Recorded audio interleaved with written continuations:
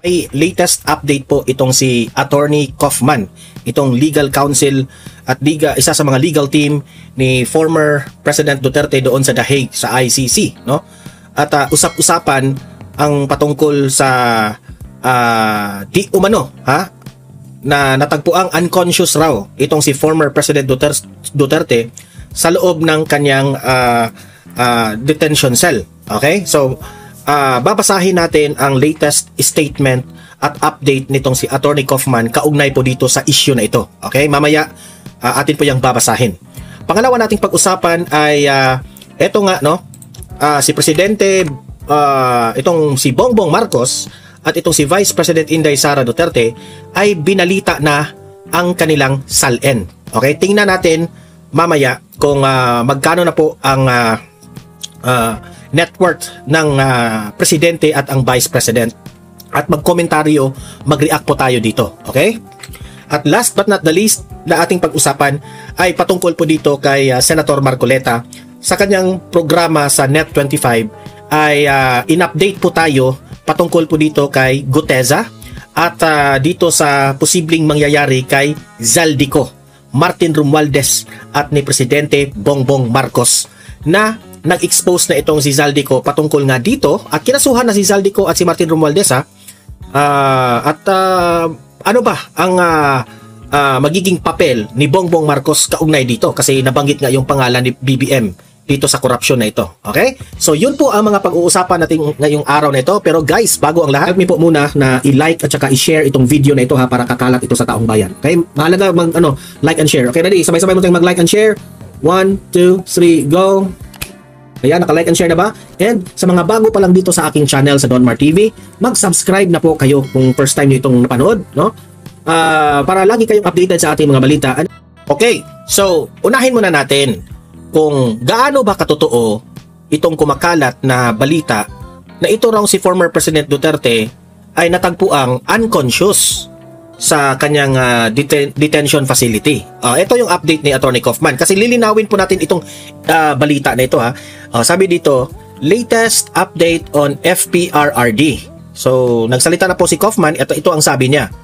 I would like to state in no uncertain terms that the information circulating on the internet suggesting that former President Duterte was found unconscious in his cell this morning is totally untrue.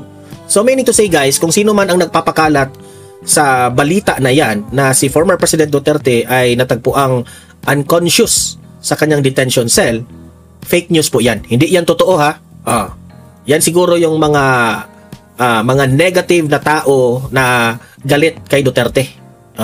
At sabi pa dito, I have just spoken to him and he is stoically awaiting the judgment of the ICC Appeals Chamber. Meaning to say, Duterte is nananahimik sa loob ng kanyang detention cell at naghihintay kung ano ang magiging desisyon ng ICC sa kanyang appeal sa interim release.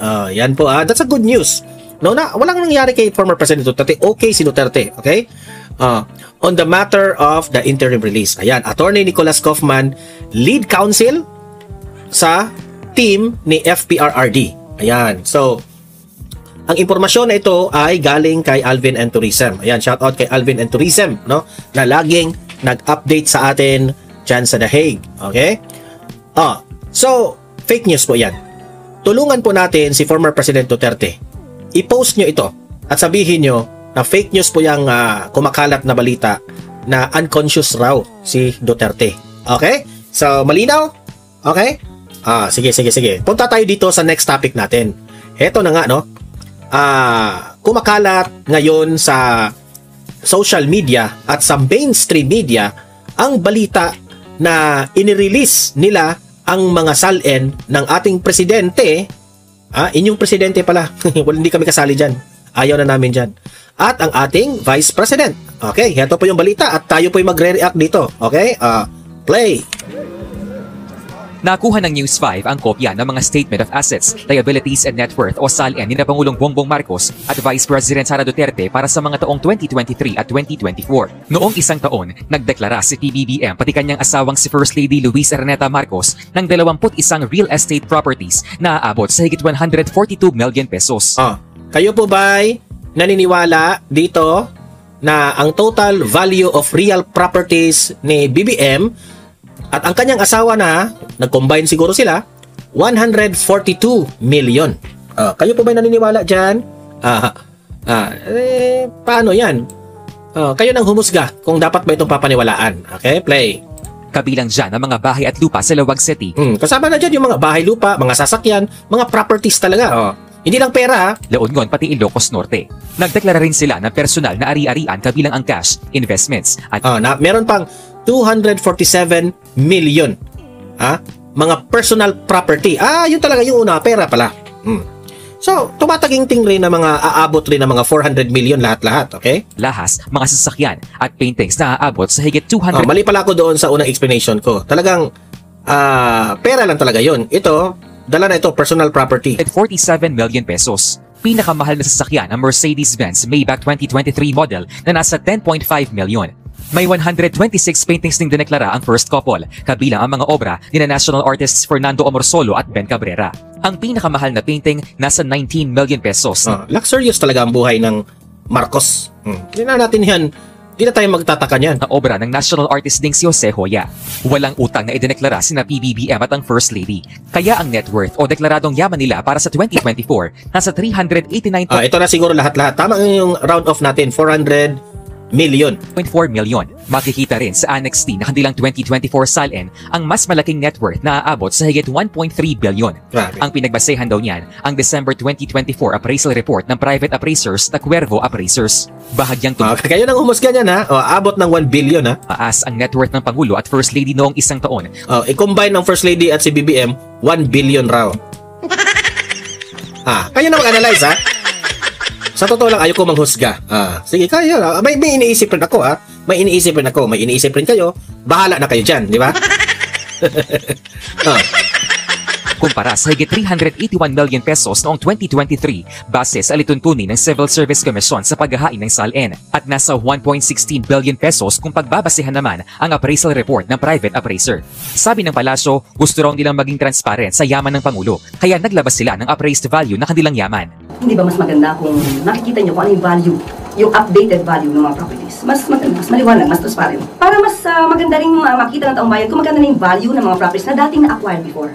Dahil darating yung panahon na sasabihin nila na ito yung value niyan. So dapat i-declare. Ito yung nakaka-sad, no? Ito mga politicians natin, no? Billion yung mga pera ng iba, no? Pera na yun sa mga million lang, no? Natural lang yun. Pero mga government officials na umabot na mga 1 billion yung kanilang mga net worth, no? Kaya pala na ang daming mahirap sa bansa natin. Kasi nasa kanila na lahat ang pera. That's greed of money. Paano ba? 'Di ba? Kung meron kayong 1 billion na pera, mamamatay ka na lang, hindi yan mauubos. 'Di ba? Samantalang ikaw bilang presidente ng Pilipinas, malulunok ba? Malulunok mo ba bilang presidente yung mga pagkain na kinakain mo araw-araw na merong mga Pilipino na walang kain? Halos nga hindi makakain ng isang beses, isang araw. Di ba? Ang kanilang pagkain, binabase na lang nila kung meron talaga yung mga sa bukid, ng mga mahirap, binabase na lang nila sa kung when sila makakain, kung meron tulong, o di ba kaya'y tumubo na yung mga tinatanim nila. Kawawa. Tapos sila, ang sobrang daming pera. So wala namang mali. Mas maganda nga po. Nagdeklara naman si ito naman kay Vice President Sara Duterte, President Sara Duterte at asawa. I'm not so sure, if itong research ng kasi nire-research lang nila ito, tingnan lang natin kasi basing ito sa mainstream media research ng dalawang the two highest government official. Wanyang si Attorney Mans Carpio ng Real Properties na aabot sa 66.8 66 million. Normal. Obvious, kung yan man ay totoo. Million pesos noong 2024. Remember Subtotal is 66 million kay VP Sara. Ito po ay 2024 ha, 2024. Kabilang dyan ang mga lote, bahay, pati condominium units kung saan karamihan ay nasa Davao City na kanilang baluarte. Mayroon din silang personal properties gaya ng motor vehicles na aabot sa higit 31 million pesos. Pero nagdeklara sila ng liabilities o utang na aabot sa halos 10 million pesos. Kaya Di ba? Meron silang utang. ang net worth ni VP Sara at ni Attorney Mance nasa 88.5 million pesos. Mas mataas yan kumpara sa 77.5 Remember ha, meron rin itong mga negosyo. milyon noong 2023. Ang paglalabas ng SALN nila Pangulong Marcos at VP Sara ay sa gitna ng mga panawagan ng transparency sa gobyerno na nahaharap sa kontrobersya ng katiwalian. Nagbabalita mula sa Frontline. May nabalitaan niya ako yung isang hindi ko lang na-download yung video ha, pero nasabi doon sa balita na si VP Sara raw ay meron raw kontraktor na nalilink sa kanya patungkol po sa tumutulong raw sa kanya during the campaign sa 2022. Pero nung ni-research nila, napahiya lang sila. Kasi itong kontraktor na ito, walang natanggap na proyekto galing sa gobyerno. Diba? Ganyan po kalinis ang ating Vice President, okay? So, kayo nung humusga, naniniwala ba kayo doon sa mga SALN ni Bongbong Marcos at ni Vice President Inday Sara Duterte? Anong masasabi nyo sa SALN ni BBM? I-comment nyo dyan, ha? At anong masasabi nyo sa SALN ng ating Vice President Sara Duterte? I-comment nyo dyan kung satisfied ba kayo sa information, okay? At kung meron man kayong pagdududa, i-comment nyo dyan, sabihin nyo dyan para basahin natin. Okay, heto na, without further ado, pakinggan na natin itong latest update kay Guteza, Saldico, Martin Romualdez at ni Bongbong Marcos dito sa malawakang korupsyon na nasangkot sa inyong mga pangalan na ito. Only here with Senator Marcoleta. Tayo po yung mga makinig dito sa programa niya sa Net25. Ito, play. Play. Dating Congressman Saldico. Pero ngayon, iba naman ito, Nelson. May warrant of arrest. Yung may warrant of arrest, ito yung sa ipinal nila sa Sandigan Bayan eh. Ayun, ninako na yan nung isang linggo. Sa Nauhan. Babasahin ko na lang yung buong balita dyan para magkaroon tayo ng context dun sa ano ba yung ipinail. Inirekomenda po ng DPWH at ng ICI ang pagsasampa ng plunder at iba pang kaso laban kay dating Speaker of the House Martin Romualdez at dating ako Bicol Representative Saldico. Isinabmit po ni Secretary Vince Dizon kasama ang iba pang opisyal ng ICI ang kanilang Joint Referral Report. Naglalaman po ito ng rekomendasyon sa Office of the Ombudsman. Kaninang umaga, nakita ko yung video dyan. Ang dami ng mga kahon-kahong dokumento. Yes. Nang hingan ho ng pangunahing komento, sinabi naman ng tanggapan ni Romualdez na handang harapin ng dating speaker ang anumang isasampang kaso sa kanya. Ayon kay Dizon, kabilang ho sa joint referral ang mga kontratang kinabibilangan ng SunWest Incorporated at High Tone Construction mula 2016 hanggang 2025 na sumasaklaw sa proyektong nagkakahalaga ng halos 100 billion pesos. Nahahati ito sa 67 billion pesos sa SunWest at 32 billion pesos para sa High Tone. Kasama din daw sa referral ang mga sinumpang salaysay. Eto na. Alam mo ba kung kanino mga salaysay ang tinanggap nila? Kayo? At ginamit na babasihan dito? Yun sa sinasabi nilang peke ang notaryo niyan, hindi yan. So ginamit po ang salaysay ni retired sergeant or ni Gutesa. Kaugnay ito kina Romualdez at ko. Sinabi noon ni Gutesa sa harap ng Senate Blue Ribbon Committee na kabilang siya sa mga naghatid ng mali-maletang pera sa bahay ni Romualdez at ko. Magandang balita yan kung totoo yan. Dahil kung ginamit si Gutesa, yung statement po niya. Dahil sa matagal ko namang sinabi na yung statement na yun, ayun ang pinaka-credible. Walang sino man bukod kay Gutesa ang gumawa ng isang statement na nagtatahi mula kay Saldico hanggang kay Speaker Martin Romualdez, di ba? Sa mga katwid, kung ginamit nila 'yon, pinawalang bisa na nila yung kanilang mga kinatha na mga aligasyon na di umano ay si Gutesa pang nameke ng notaryo. Nga po. Dahil sa alam naman nila siguro na hindi naging issue 'yon sapagkat si Gutesa humarap naman talaga sa pagdinig ng Blue Ribbon Committee. Na kung saan ang pinaka-issue doon ay yung kahalagahan at saka yung katotohanan na inihayag niya sa Blue Ribbon Committee. Kaya kung yun ay isa sa mga ginamit, medyo okay naman sa akin yun. Ayun, Pero teka lang, hindi kasama sa balita kasi ang narinig ko rin kanina sa ibang istasyon Nelson, bukod kay Gutesa, ginamit din na ata yung statement ni Saldico, yung mga video messages. Parang hindi na bakit parang yung kay Gutesa at saka ito pong huling mga video ni... Teka muna, kung ginamit yun, may binabanggit pang mga tao si Oo Saldico, nga po, di ba? yun na nga po, oo. Ang totoo niyan, binabanggit niya ang Pangulong Marcos. Ayan, opo, nasabi mo niya yun. So, yan naman hayag naman talaga yun. Yes, Wala po. naman tayong itatago rito. Narinig naman nating lahat.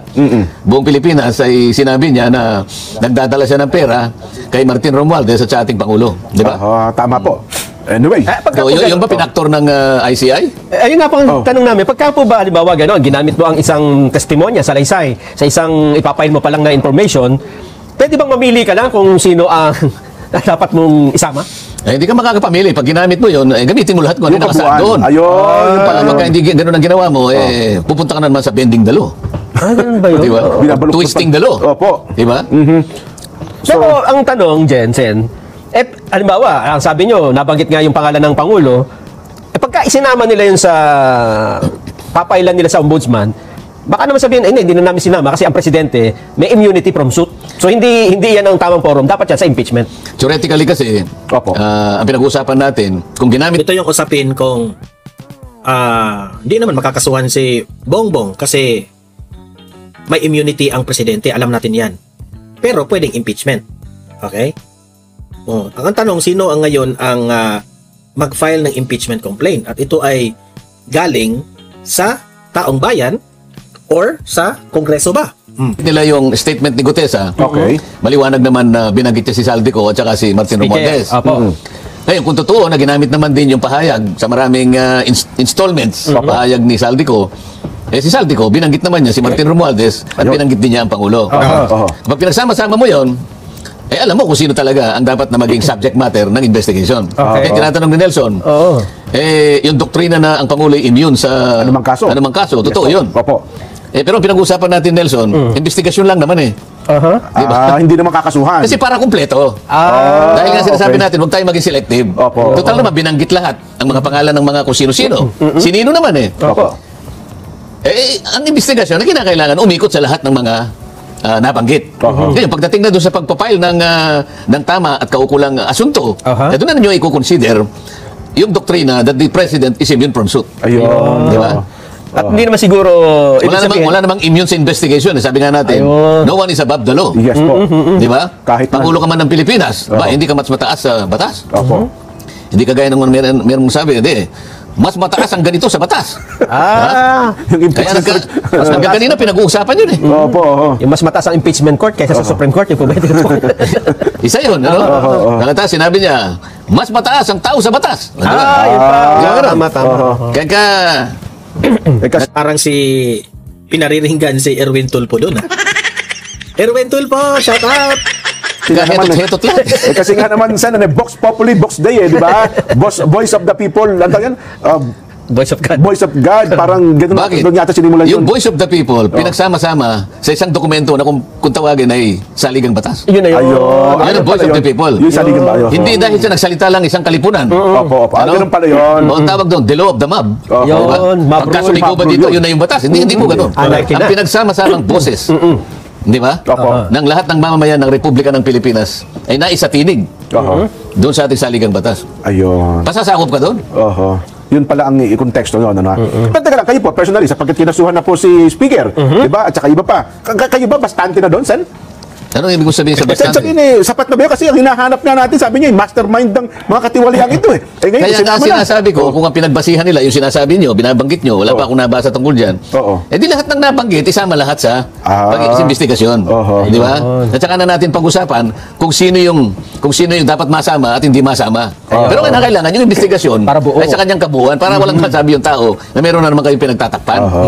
So kung yun ang pagbabatayan pala natin, Nelson, kasi nga kanina, yung sinampahan na ng kaso, di ba? Iwanagin natin, madali lang yan. Si Gutesa, Opo. marami siyang binanggit. Aha. Yung nagdala ng pera, binanggit niya si Congressman Eric Yap. Opo. Tama po. Tama. Pagkatapos, dinala sa bahay ni Saldico. Si Saldico, mula sa bahay ni Saldico, ibinigay kay Speaker. Opo. Sabi naman si Saldico, totoo yun, sabi niya. Oho. Pero hindi naman sa akin napunta yan. Binigay ko kanya si Speaker at saka sa Malacanang. Oho. O sa mga trade, napagtahi-tahi na. O di lahat ng ito, tuntunin lahat. Ayun. Hindi naman natin sinasabi na pagkumo inimbestiga. Yun na kagad. Yun na kagad. Siyempre, Ang kung sinasabi kailangan natin imbestigahan yung konteksto ng investigasyon Opo. para sa ganun malaman ng tao. Kasi ang tao naghihintay eh. Nag-aabang. Ang problema, Sen, noong ito ay marinig ni Senador Panfilo Lacson, meron na kagad siyang conclusion, di ba? Sabi niya, absolutely, walang untrue and false na may kinalaman dito ang Pangulo. Paano kinalaman yun? Misrepresent lang daw po. May batay sa pahayag ni Yusek Bernardo. Kasi yun daw kinumento sa kanya ni Yusek Bernardo. Ang nag-uutos, ang kumakausap, ay sina Adrian Bersamin. At saka itong si Yusek Olaibar. Yung pag-uusap ba na yun, yun na yung, yun ang kabuuan ba ng mga bagay-bagay na dapat na isangkot para sa ngayon masabi mo yung tao ay hindi dapat ipaghabla o dapat ihabla. Yung ba pakikipag-usap niya sa isa o dalawang tao, yun na ba yung prosesong hinahanap ng batas? Siya ba yung nasa lugar? Siya ba yung merong authority para sa ganon ay magmula doon sa lugar na yun yung desisyon para usigin ito o usigin yon o hindi dapat usigin. Siya ba? Kasi tingnan